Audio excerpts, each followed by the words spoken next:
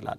ህዳሴ ፓርቲ የመጀመሪያው ጥያቄ በማኒፌስቶአችሁ ላይ ብሔራዊ ስራ ቋንቋን በተመለከተ ከአማርኛ ቋንቋ በተጨማሪ ሌሎች ብሔራዊ ስራ ቋንቋ ሆነው እንዲያገለግሉ ከኢትዮጵያውያን ጋር ውይይት ይደረጋል ብላችኋል።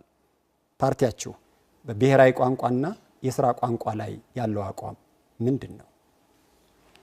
እናመሰግናለን። ህዳሴ ፓርቲ ህዳሴ የብሔራዊ የስራ ቋንቋን በተመለከተ ከአማርኛ ባሻገር ሌሎች ቋንቋዎችን ማሳደግ ይፈልጋል። ይህም ሲባል ምን ማለት ነው? ከእያንዳንዱ አካባቢ ጋር እንዲሁም ደግሞ እያንዳንዱ ህብረተሰብ ጋር ውይይት በማድረግ ተጨማሪ ቋንቋዎች የስራ ቋንቋ ይሆናሉ።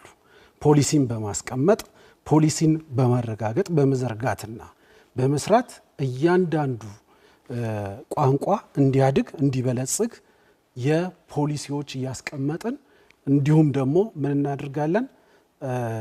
ቋንቋውን የማሳደግ መብቱን ህብረተሰባችን ላይ እናረጋግጣለን። ይህ አሰራር በማኒፌስቶአችን ላይ አስቀምጠናል። ይህ ሲባል ደግሞ ምን ማለት ነው? ሁሉም ቋንቋዎች እኩል ናቸው። ሁሉም ባህሎች እኩል ናቸው። በመሆኑም እያንዳንዱ ቋንቋ ከአንዱ አይበልጥም የሚል እሳቤ አለን። የስራ ቋንቋ በተመለከተ የትኛውን ቋንቋ የስራ ታረጋላችሁ? የትኛውን ቋንቋ ብሔራዊ ቋንቋ ታረጋላችሁ? የስራ ቋንቋ ከ5 በላይ የሆኑ የስራ ቋንቋዎች እንዲኖሩ እናደርጋለን።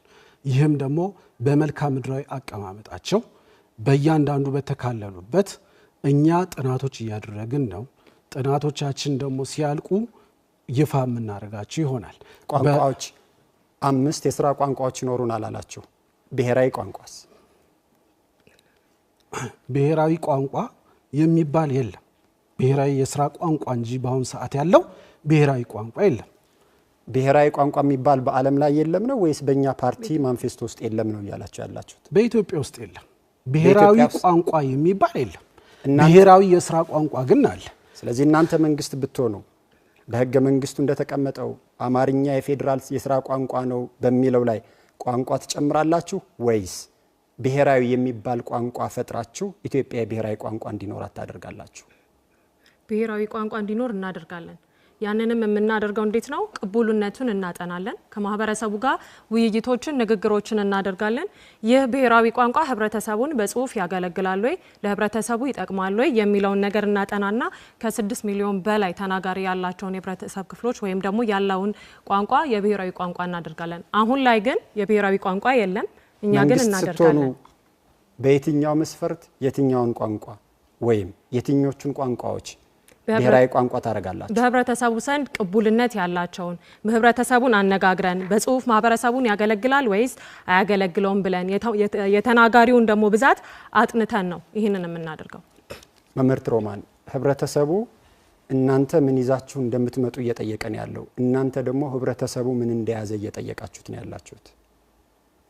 ህብረተሰቡ ምን እንደያዘ ሳይሆን የብሔራዊ ቋንቋ የሚባል የለንም።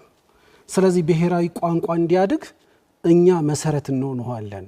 ይሄንን ደግሞ የምናደርገው 6 ሚሊዮን አካባቢ የሆነ ህዝብ ተናጋሪ ካለ ይሄንን ቋንቋ እንዲጎለብት የማድረግ ስራዎችን እንሰራለን። የስራ ቋንቋዎች ላይ በርካታ የስራ ቋንቋዎችን የፌዴራል የስራ ቋንቋ እናደርጋለን ብላችኋል። ለምሳሌ የምትጠቅሷቸውና መንግስት ስትሆኑ የስራ ቋንቋ ልታደርጉ ያጫችኋቸው ቋንቋዎች አሉ? ተጨማሪ እናደርጋለን። አሁን ያሉትን የስራ ቋንቋዎች አሁን ያለው አማርኛ ነው። ምን ትጨምራላችሁ? አሁን ያለው የስራ ቋንቋ አማርኛ ብቻ አይደለም። በፖሊሲዎች ተቀምጠዋል። ፖሊሲዎችን አይተናል፣ አወዳድረናል። ነገር ግን እኛ መንግስት ስንሆን ምን እናደርጋለን? ተጨማሪ የስራ ቋንቋዎች ይጨምራሉ። እነሱ ቋንቋዎች እነማን ይሆናሉ? በእጩነት የያዛችሁት ቋንቋ በህብረተሰቡና በህዝብ ቁጥር ወሳኝነት። የትምህርት ቋንቋን በተመለከተ ማኒፌስቶአችሁ ኢትዮጵያውያን ዜጎች በአፍ መፍቻ ቋንቋቸው እንዲማሩ እና እንዲዳኙ ይደረጋል ብላችኋል። በየትኛው የትምህርት ደረጃ የአፍ መፍቻ ቋንቋ እንዲሰጥ ታደርጋላችሁ? በመጀመሪያ ደረጃ ያሉ ትምህርቶች አንደኛ ልጆች ወይም ህፃናት ሲያድጉ ማህበረሰብን እንዲሁም ደግሞ ህብረተሰብን የሚወክሉ እንደመሆናቸው ያሉ ታሪኮችን፣ ያሉ ትርክቶችን፣ ያሉ አፈ ታሪኮችን በቀላሉ የሚረዱባቸው ሳይንሳዊዎችን ዘዴዎችን የሚረዱባቸው ቋንቋዎች የአፍ መፍቻ ቋንቋ ናቸው ብለን እናስባለን። በአንደኛ ደረጃ ላይ የአፍ መፍቻ ቋንቋ ታደርጋላችሁ። ሁለተኛ ደረጃና ከዛ ቀጥሎ ያለው የ12ኛና የ11ኛ ክፍልንስ ከ8 እስከ 10 ከ12 ከ11 እስከ 12 ያለውን የትምህርት ደረጃ የትምህርት ቋንቋ ምን ይሆናል? በእናንተ የቋንቋ ፖሊሲ? በእኛ የቋንቋ ፖሊሲ ሁሉም ዜጎች በቋንቋቸው ይዳኛሉ ብለናል። ይሄንን ደግሞ እንዲሆን ባህላቸውን እንዲያሳድጉ፣ ወጋቸውን፣ ትውፊታቸውን እንዲያሳድጉ ምንድነው መሆን ያለበት ሲባል ቋንቋ ካቀጨጭ ነው የሚቀጭጭ ካሳደግ ነው ደግሞ የሚያድግ እንደመሆኑ መጠን ከታች ጀምረን እንዲጎለበት እንዲበለጽግ እናደርጋለን። በፌዴራልና በክልል መስተዳደር አካላት መካከል የሚደረግ መደበኛ የስራ ግንኙነት በየትኛው ቋንቋ እንዲፈጸም ታደርጋላችሁ? ቅድም ባልናቸው በተነሳንባቸው በብሔራዊ ቋንቋ ይሆናል። እኛ መንግስት ስንሆን ብሔራዊ ቋንቋ እናመጣለን ብለናል። ይሄንን ብሔራዊ ቋንቋ ቀደም ሲል እኮ ብሔራዊ ቋንቋ የሚባል የለምም የለንንም ብለዋል። ከየት ነው ያመጡት? አሁን የለንም ሳይሆን አገሪቷ ላይ አሁን ላይ የለም። እኛ ግን ስልጣኑን በምንይሳት ከማህበረሰቡ ጋር ተነጋግረን የብሔራዊ ቋንቋ እናመጣለን ነው ያለው። ያ የብሔራዊ ቋንቋ ምን እንደሆነ አሁን መናገር ትችላላችሁ? ያው በማህበረሰቡ ቅቡልነት ስለሆነ ከህብረተሰቡ ጋር ተነጋግረን ነው የዛኔ ነው ልናወጣው። ከማህበረሰቡ መልስና ውሳኔ ትጠብቃላችሁ? አዎ፣ ነፃ ዲሞክራሲ ስለሆነ የኛ ፓርቲ። የክልሎች የስራ ቋንቋን በተመለከተ አሁን ባለው የኢፌዴሪ ህገ መንግስት ክልሎች የክልሎችን የስራ ቋንቋ ይወስናሉ ይላል። እናንተ ይሄን ታስቀጥላላችሁ ወይስ ትቀይሩታላችሁ? ይሄን እናስቀጥላለን። ይሄንን የምታስቀጥሉ ከሆነ ክልሎች በርካታ ቋንቋ ተናጋሪዎችን የያዙ ሆነው ሳለ ከፍተኛ ቁጥር ተናጋሪ ያለውን ብቻ መነሻ በማድረግ በብዙ ክልሎች አንድ የስራ ቋንቋ ነው ያለው። በዚህ ምክንያት በነዛ ክልሎች የሚኖሩ ያን ቋንቋ የማይናገሩ ዜጎች አገልግሎት ማግኘት በቋንቋቸው አልቻሉ። በአፍ መፍቻ ቋንቋ የመናገር እና የመማር መብታቸው እየተደፈጠጠ ነው። ይሄንን አታስተካክሉም? የዜጎች መብት እየተደፈጠጠ መሆኑን ታስቀጥላላችሁ ማለት ነው? ይህ ማለት አይደለም። ቅድም መነሻ አስቀምጠናል። መነሻ ስናስቀምጥ ሁሉም ዜጎች በአፍ መፍቻ ቋንቋቸው ይማራሉ ብለናል። ይሄንን ስናደርግ ግን ማጆሪቲ ተናጋሪ የትኛው ነው የሚሉትንም ታሳቢ እናደርጋለን። የቀጥታ ጥያቄ ላቅርብልዎት። በኦሮሚያ ክልል በርካታ ብሔር ብሔረሰቦች አሉ። በሶማሌ ክልል በርካታ ብሔር ብሔረሰቦች አሉ። የኦሮሚያ ብሔራዊ ክልላዊ መንግስት የስራ ቋንቋ አፋን ኦሮሞ ነው። ይሄን ቋንቋ የማይችሉ ዜጎች ሌላ ሁለተኛ የስራ ቋንቋ ባለመኖሩ ምክንያት እየተቸገሩ ነው። ምን ታረጉታላችሁ? ኦኬ፣ ይሄ ቅድም አስቀምጠነዋል። ማኒፌስቶአችንም ላይ በግልጽ የተቀመጠ ነገር ነው። ማኒፌስቶአችሁ ላይ ይሄን በተመለከተ ያስቀመጣችሁት ምንም ነገር የለም? ማኒፌስቶአችን ላይ በተቀመጠው መሰረት ሁሉም ዜጎች በአፍ መፍቻ ቋንቋቸው ይማራሉ እንላለን ብለናል። ይሄ ማለት ምን ማለት ነው ሲባል እያንዳንዱ ዜጋ እንደየ አሰፋፈሩ እንደ መልክዓ ምድራዊ አቀማመጡ ሁኔታዎችን አይተን ምን እናደርግለታለን? ምቹ ሁኔታዎች ይዘረጋሉ። ጥሩ። ቀደም ሲል መምህር ትሮማን የማኒፌስቶአችሁን በቋንቋና ፖሊሲ ላይ አማራጭ ሀሳብ ስታቀርቡ የደበዘዙ ሴቶች አሉ፣ እነዚህ የደበዘዙ ሴቶች አሁን መንግስት ያደበዘዛቸው ናቸው ብለዋል።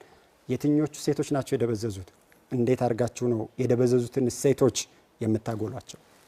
እሺ፣ የብሔሮች መብት ላይ ስናይ እንደ ህዳሴ ፓርቲ የብሔር ብሔረሰቦች መብት አልተከበረም ብለን ነው ምናምነው ማለት ነው። ምክንያቱም ያንን ያልንበት ምክንያት ምንድነው? ህዳጣን የሆኑ የማህበረሰብ ክፍሎች በምንድነው እየሄዱ ያሉት? እነሱን የሚስተዋሉ ህዳጣን የሆኑ የማህበረሰብ ክፍሎች እየተስተዋሉባት ያለች ሀገር ነው ያለችን። አንዱን የህብረተሰብ ክፍል ጨቋኝ፣ አንዱን ደግሞ ተጨቋኝ በሚያደርግ መልኩ እየታየ ያለበት ሁኔታ ነው ያለው። ስለዚህ ይህንን ደግሞ እንደ ህዳሴ ፓርቲ ዜጎችና ባህል ላይ በደንብ ስለምንሰራ እነዚህን የሆኑ ዜጎችን ወደፊት ማውጣት ነው የምንፈልገው። አንዱን ተበዳይ አንዱን ደግሞ በዳይ እያደረግን የምንቀጥልበት ሁኔታ አይኖርም ማለት ነው። ሁሉንም የማህበረሰብ ክፍሎች እኩል እንዲሆኑ ስለምንተጋ ማለት ነው። በማኒፌስቶአችሁና እርስዎ ቀደም ሲል ባቀረቡት የመግቢያ ንግግር ላይ ባህልን መጠበቅና ማሳደግ የህዳሴ ፓርቲ ትኩረት እንደሚሆን አስቀምጣችኋል። ባህሎችን በምን አይነት መንገድ በምን ስልት ነው የምትጠብቋቸውና የምታሳድጓቸው? እሺ፣ ማለት እንደ ህዳሴ ፓርቲ ኢትዮጵያ ህብረ ብሔራዊ ሀገር ናት። በባህላችን ማጌጣችን፣ በቋንቋችን ማማራችን ልዩ የሚያደርገን ነው። ስለሆነም አንዱ ክልል የአንዱን ክልል ባህልና ወግ እሴት ቋንቋውን እንዲያቀና እንዲረዳ እንተጋለን እንሰራለን ሁሉም የሁሉንም ቋንቋ ቢናገርና ቢሰራ ብለን ምናስቀምጣቸው ነገሮች አሉ የተለያዩ ጥናቶችን እናጠናለን ሁሉም የህብረተሰቡ ክፍል አንዱ ካንዱ ሳይል ሁሉም የፈለገበት ክልል ላይ ሄዶ ስራን እንዲሰራ መግባቢያ ቋንቋውን እንዲችል ወደ ሌላኛውም ክልል እንዲሄድና እንዲሰራ ነው የምንፈልገው ወይም ደግሞ የመጨረሻ ጥያቄ ቀደም ሲል በንግግሮት የአንዱን ባህል ሌላው ተጭኖታል አንዱ በሌላው ተጨቁኗል ብለዋል ማንን የጨቆነው ምንድነው ማስረጃችሁ ገዢ ትርክቶች አሉ ገዢ ትርክት ማለት አብዛኛው ጊዜ ይነገሩ የነበሩ ቋንቋዎች ተጭኖብሃል ይህ ቋንቋ አንተ የምትናገረው ቋንቋ ተጭኖብህ ነው የሚል ነው ይህ እሳቤ ደግሞ ሲገላበጥ ለሶስት አስርት ዓመታት መጥቷል ማሳደግ ሲገባን ቅድም በገለጽነው መንገድ መሰረት ብሔራዊ ቋንቋ የለንም ብሔራዊ የሥራ ቋንቋ ነው ያለን ብለናል ቋንቋ ማደግ ይችላል እንዲያድግ ደግሞ እኛ እንሰራለን ስለዚህ ምንድነው መሆን ያለበት ሲባል ቋንቋው በደንብ አድርጎ እንዲያድግ እያንዳንዱ ቋንቋ እኩል እንደሆኑ በመገንዘብ እኛ እየሰራን ያለነው ገዢ ትርክቶችን እያጠፋን የተዛነፈውን የፖለቲካ አስተሳሰብ እያሰመረን እያስተካከልን እንመጣለን ከማለት አንፃር የገባ ስቴትመንት ነው